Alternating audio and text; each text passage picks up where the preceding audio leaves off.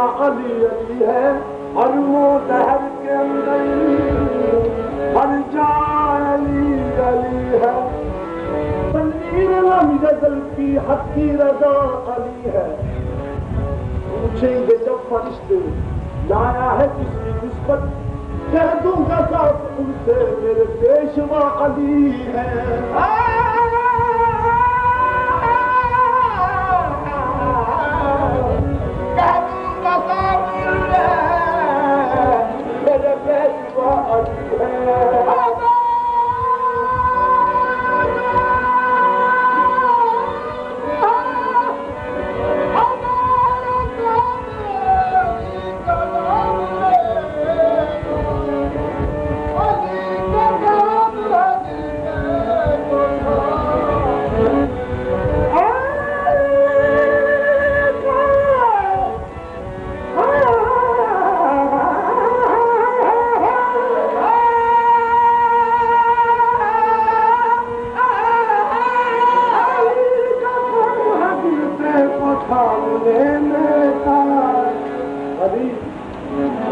इमाम भी है और अली असूल भी है, अली इमाम भी है